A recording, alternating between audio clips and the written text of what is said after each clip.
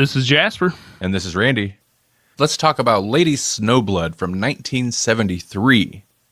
This is directed by Toshiya Fujita, screenplay by Norio Asada, and there's several people.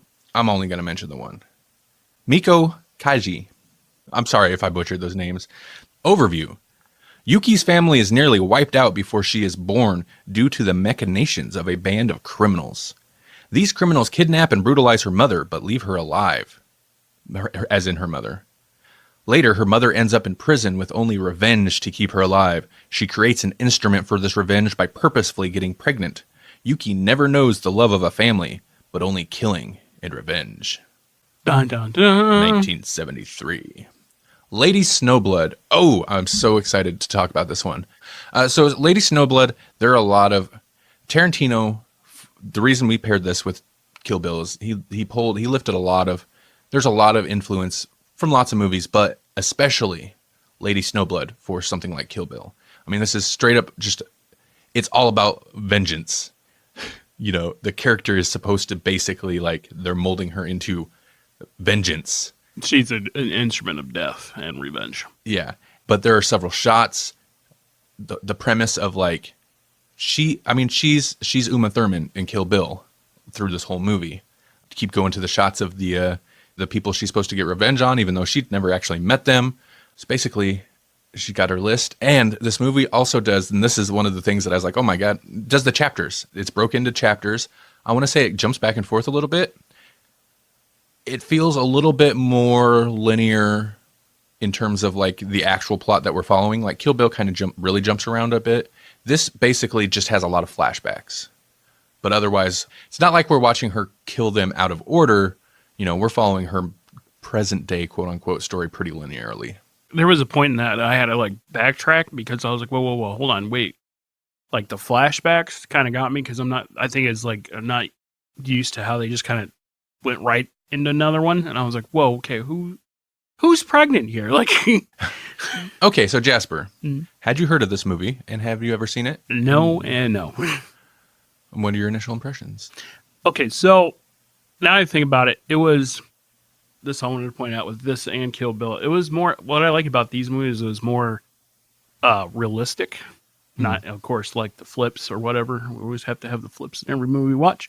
Yeah, apparently. Anyway, but no, like the swordplay felt like it was, you know, realistic. It wasn't overdone, okay. You know, that's what I respected about this movie was it just, you know, kind of made like swift moves and then blood spraying just everywhere. Ridiculous blood, yeah. Yeah.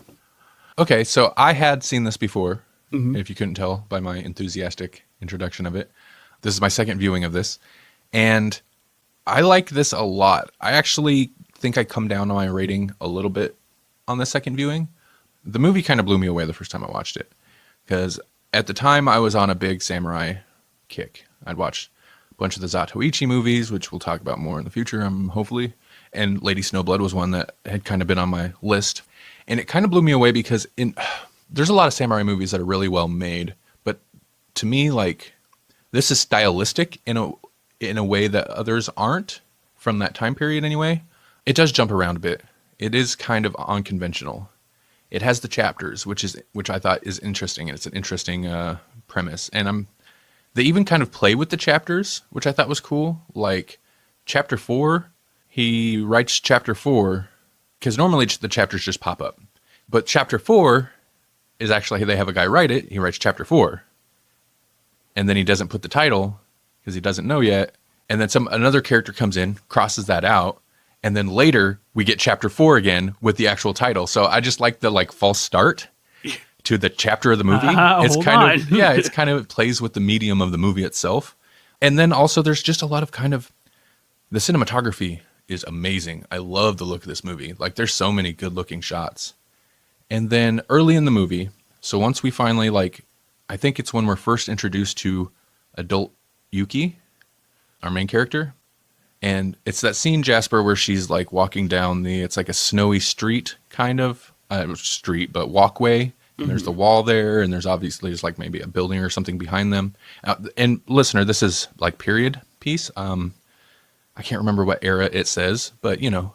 I want to say 18 something. Yeah, it was where there's still, in movie world, there's still MFers running around with swords, but there are guns. Guns do come into play at some point. And like a lot of movies I've seen from, not just Japan, but there's a lot of Chinese, there's a lot of Kung Fu movies that deal with this too, of when,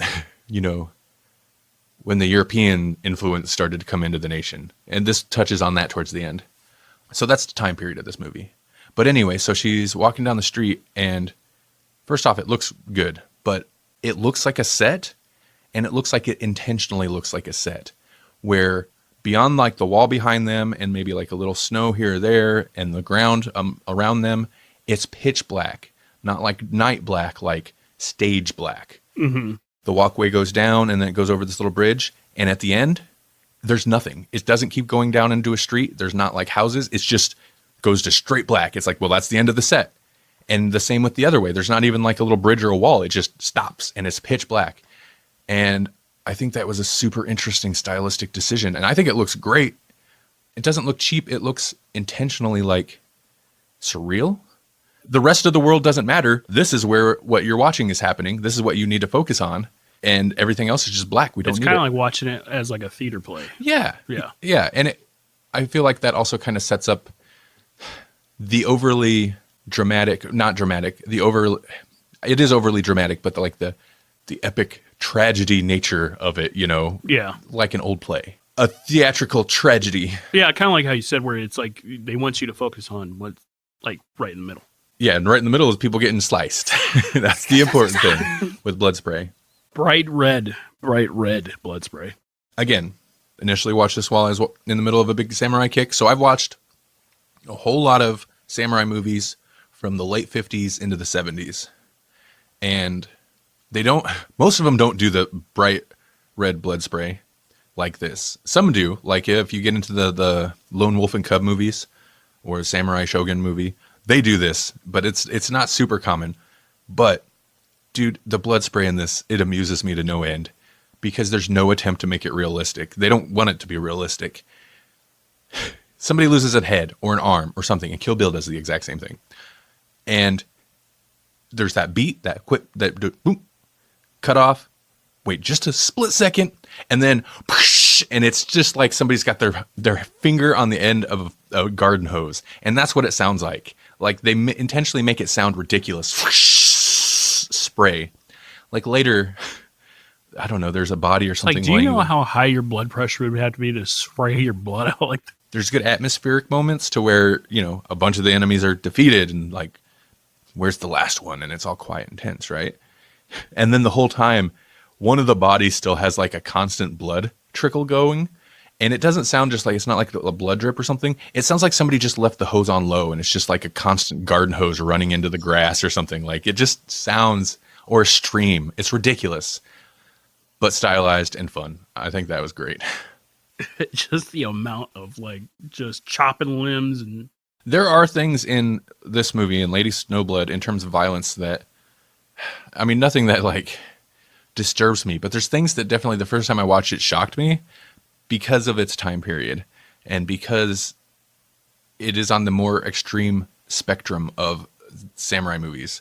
There's a character that hung themselves, and maybe we can get into it. It's spoiler, so maybe we can get into it a little bit more because I'm curious about that. But to make sure the character's dead, or that, just out of frustration, Yuki then chops the person in half, like, horizontally, not vertically, but chops them in half. So then the bottom half of their body falls and it's just the top half of their body just hanging. And I'm just like, whoa, whoa, that's unexpected. So yeah, the whole thing is the evil act took place before our main character was ever born. Mm-hmm. And I was kind of thinking like, she's the offspring of, thankfully the movie doesn't focus on it, but the inevitable rape scene. There's our band of villains, basically kills this one there was a kid there, but I didn't see them actually kill the kid, but kills their husband, I guess their boy, and then apparently has their way with her in a windmill area for like days on end, I guess. Luckily, it doesn't focus too heavy on there, but when it does, that scene is weird and creepy and kind of like, I appreciate how they handled it. So I was thinking, well, Yuki is their offspring. That's not even the case. The mother eventually went to prison And then while in prison, made a point to get with every guard and every priest and whoever else she could until she got pregnant. So she's just the offspring of her mother and some random whoever One prison of the guard. Yeah. And for the purpose of like, mother's like, I'm going to have a baby to have revenge so that she can go and take revenge. And fortunately, her or other prisoners, because her mother dies just after childbirth, have connections to people who are willing to raise a child for the purpose of becoming the angel of death. She kind of also like acknowledges and apologizes to her for being born out of vengeance. Like she's like, you know, you poor soul, but you're going to be.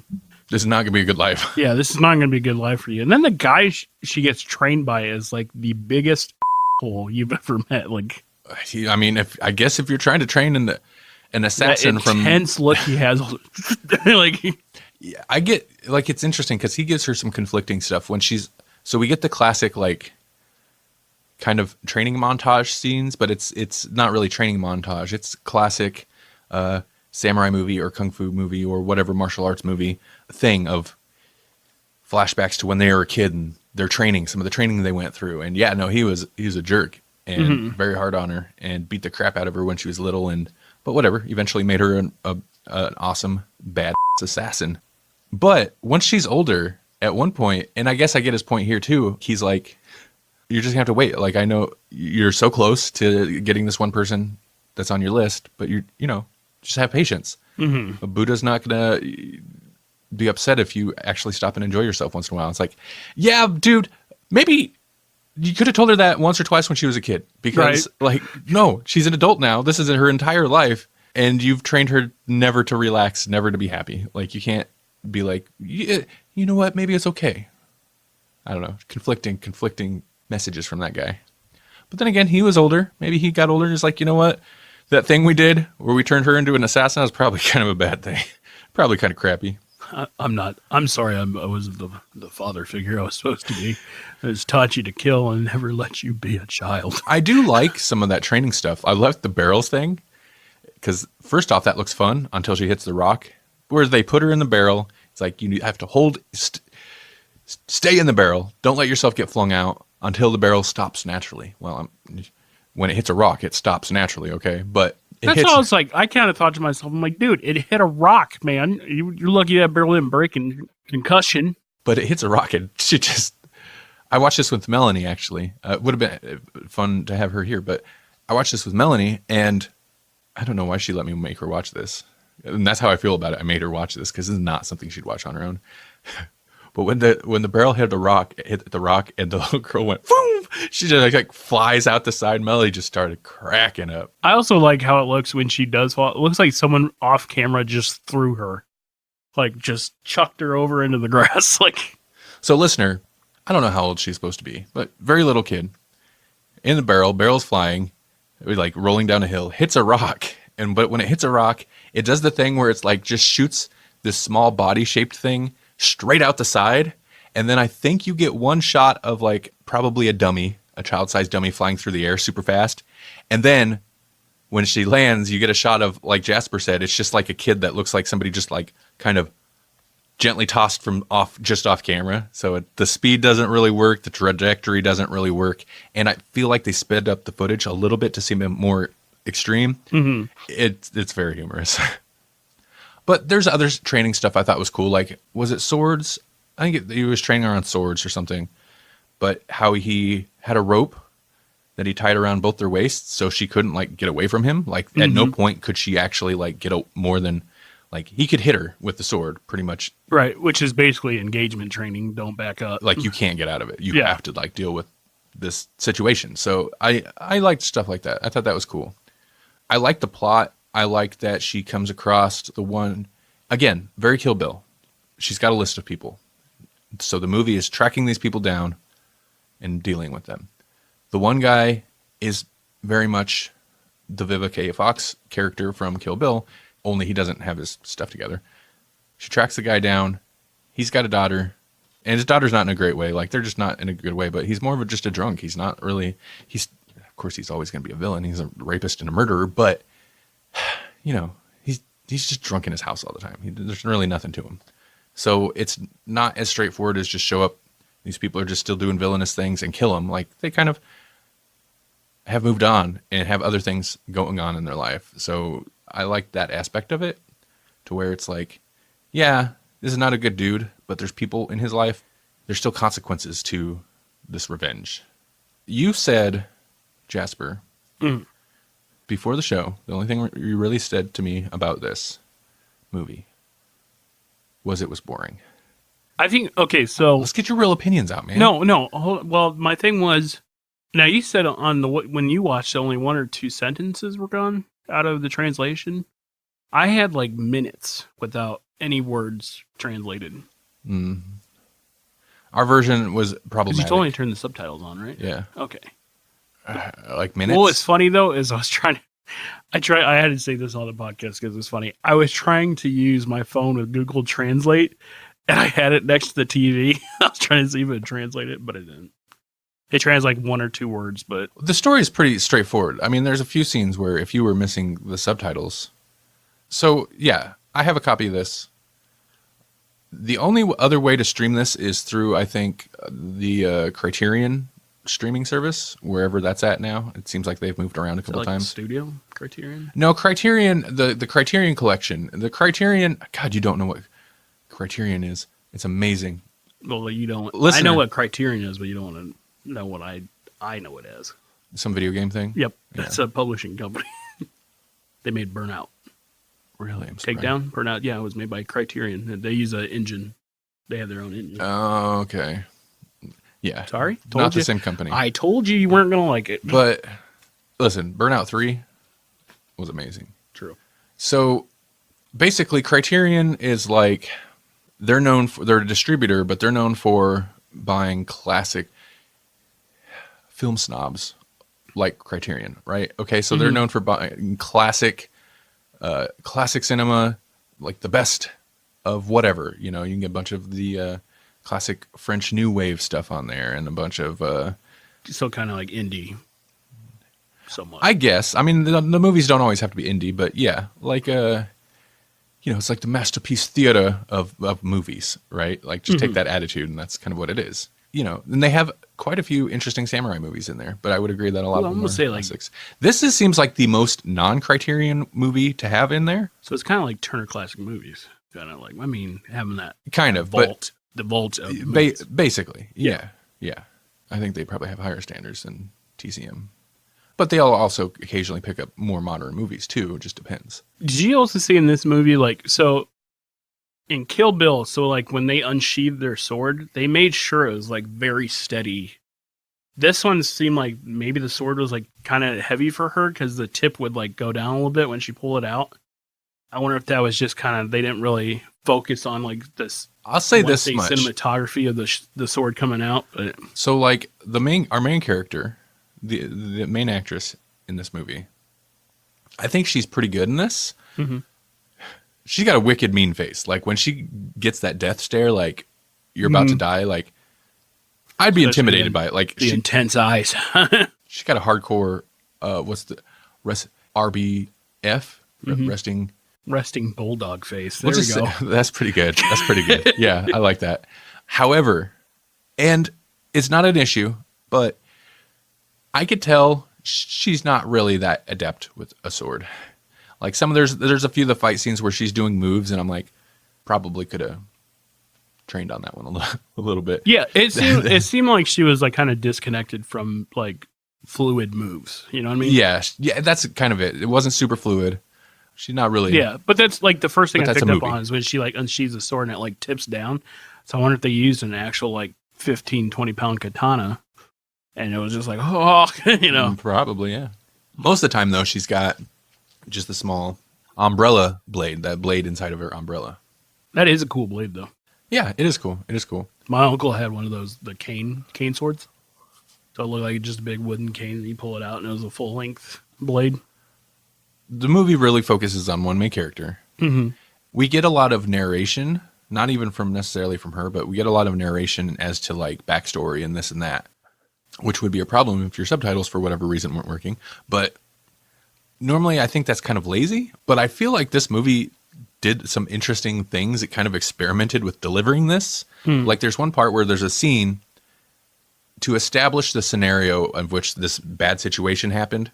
It's got to give you some world history, right? And I thought it did that in an interesting way because it transitions out of a scene by here's a scene and we're looking at our main character. The camera's going to zoom past her up to the wall where there's like basically some writing on the wall for whatever reason behind her. And it's like a map. And then it goes straight into here's the map. And it's like giving you this like world history. And I like that, just the little transitions into and out of that. There's also some like artwork, some scenes where there's like drawn characters and stuff. Like they just did a bunch of different things. It kind of reminds me how, for example, Kill Bill does like randomly goes to an anime section. Like it's just different stuff to set up these characters' backstories. It's not just a dude saying, here's the backstory or here's the world history. It's like, how can we do that, but also display it visually in a way that's interesting or unique? It's not just, here's words on a screen. And at one point, the 70s invade. The movie feels fairly it looks like a 70s movie. It's got some of the 70s like samurai trope stuff, the blood spray and stuff like that, and the music. But then I want to say the last act of the movie, the 70s invade hard. When the reporter guy comes in, and before it even really kicked full 70s, listener, don't be confused. The movie doesn't transition into the 70s. I'm just saying the 70s invade that time period because the guy shows up and I'm like, I don't know what it is about this guy. He looks still kind of period appropriate, but at the same time, super 70s. And I think it's because his haircut's not completely out of place for that time period, but it's big. Like it's just poofy. And I'm like, something 70s about that guy. And then the music gets super 70s and funky. Like at some point, the music turns. All right. The music gets super funky. And this would, in your case, if you were bored by it, would be a good thing because I feel like the pace increases. Up till then, it's interesting. We're just kind of plotting through this like vengeance story, get some backstory. And then the third act happens and it's like all of a sudden there's a bunch of energy from the 70s injected into it. I was going to ask you, I don't know if it was a artistic thing or they couldn't zoom in, but where they do that really like shaky zoom in, like whoop, and then it'd like go one and then like three, Man, three times, and then it'd come back out. But you need to watch more 70s movies. That's called a 70s zoom, my friend. Yeah, well, I didn't. Welcome to the 70s. Like, God, I can't believe, dude, it's so amazing. No, I'm glad we're doing this podcast, Jasper. Sometimes I'm like, I wonder how that comes across to the listener, right? Like Jasper clearly, like he's not as well versed in movies, quote unquote, older movies. Yeah, non CGI movies. I mean, let's just in anything that's not MCU. You're not as very well versed in movies and movie history as I assume a lot of our listeners are. But then you're like, why did they do this thing, this zoom in the 70s, this certain zoom? Why did they do that? And then I'm like, I'm so glad you're doing this because it's kind of fun discovering some of these things with you. So it's not so bad. Yeah, because I was like, well, it was funny to me because it would like zoom in and then it'd shake real bad and then it'd back out and then it'd go right back in and then it'd shake real bad. And I'm like, Jesus. Okay. It's like if I'm holding the camera. I'm glad you mentioned that. There's a lot of handheld camera stuff in this, which it's not, totally uncommon or unique for like older movies, 60s, 70s, but I feel like this kind of movie from that time period, it is somewhat uncommon to see that much handheld camera footage. Sometimes I think it works. Like there's a section, I want to say it's towards the end, where she's like walking through a building or a house and it's following, like the camera is handheld, like we're with her, we're following her right through all the hallways, it feels very stylized, but kind of natural. And it feels kind of modern to me, just the way that scene's done. Mm-hmm. But then there's parts like at the beginning where the camera's kind of up high and it's an external scene and they're bringing the camera down and it's just shaking all over the place. And I'm like, probably, first off, I looked at Melanie. I was like, they need to invent the Steadicam. The Shining needs to happen. When did The Shining happen? That's when the good Steadicam came into existence. I can't do this. It was super shaky and I'm like, just lock it down, man. We don't need that little bit of camera movement. It's not doing anything interesting. Lock it down. Right. There were a couple shots that I was like, probably could have backed off the handheld a little bit. That said, yeah, I don't know. Some of it worked. Some of it. Dude, it had almost like cameras were heavy, dude. Yeah. 70s cameras were heavy. And if they're doing handheld, that's somebody holding. Dude, think about it. These are big. And then when you zoom in, you have to. Well, I'm sure you've maybe done this on a phone or with an actual camera. Like, you zoom in and hold, any little tiny shake just seems like it's intensified. Yeah. When you're zoomed in. That's exactly, it's the same. That's why. They're just like, it's the 70s, so they're going to do these quick zooms. They're going to do it. They don't care. Yeah, that's because that's how I was wondering. I was like, wow, those zooms are shaky. I know I already mentioned it, but the look of it, it's very saturated. Like, the reds are intense red. Colors are very saturated. But there's also a lot of scenes like in snow where there's a lot of white and just that kind of thing. It's very stylized and colorful. What did you think of the story? I was kind of intrigued by the whole revenge. Like, you were made for revenge. Yeah. There is some parts, like I said, there was like uncomfortable. Like, basically in the first training where she's like a young kid and he basically just cuts her clothes off. And I was like, okay. Like, yeah, there's a naked little girl for a moment. Yeah, I was like, am I even okay to watch this right now? It struck me as weird both times. I mean, it's okay. So she's so young, you're not seeing anything, right? Like, she's so young, she's not like developed or anything. It could be a little boy, it doesn't matter. Almost that's what I thought it'd be. It's actually a little boy. But either way, it is weird. It's innocent, like it's an innocent scene. There's nothing weird to it, but I find it weird to watch. And when I was watching it with Melanie, she didn't comment on it, but when it happened, I had forgot, and I was like, oh, it's weird. It's like, my thing is that you just, in day and age of cinema now, they wouldn't even try to do that. No, I don't think so. So yeah, it's strange. But again, in the context of the movie and stuff, it's it's not weird. It's not like he stripped her naked to do anything weird. It's just they're fighting, and he cut her clothes off. Right. These things happen when you're a samurai. Okay, well, they're not really samurai, but you know what I mean. It's like, you're ready to fight a samurai. You know what? You're going to cut my clothes off. I'm just going to start now. He's the naked samurai. Okay. All right. Well, I had a question. First off, spoilers. There's one lady on the list. When they finally get to the lady and she hangs herself or hung herself, do you think she was dead? I would believe so. I thought so the first time, and I was like, well, she cut her, and then, because that's the one that then Yuki cuts her in half. And I'm like, that she's frustrated because she was robbed that murder. But Melanie was like, she's faking it. And I'm like, maybe, because it's got that cut to her eyes, and it almost looks like her eyes are looking at Yuki as she's like kind of turning up there. So maybe her ploy was to make it look like she hung herself till she left and then climbed down. I don't know how that would work. But I mean, if you're a killer, though, you got to make sure she's dead. So. Well, that's the thing. I'm like, if that's her plan, that is a bad plan. You're better off just keep running, because like, I kind of get it. It's kind of clever, but she's going to stab you or something. Right. She's not going to just be like, well, I guess it's over. She's like, just starts like fake walking away. She's like, okay. Oh, shing. The movie also gets very soap opera-y in the twist towards the end, where the last guy who was dead, but no, he wasn't really dead. He faked his death. Oh yeah. And the reporter that's been hanging out with you for a while and telling your story to everybody, he's his son. Like, it gets very like weird. It just coincidental and kind of, strange at the end. But I like that the final action. Oh, I'm wrong. There's some violence that shocked me in here, now that I think about it.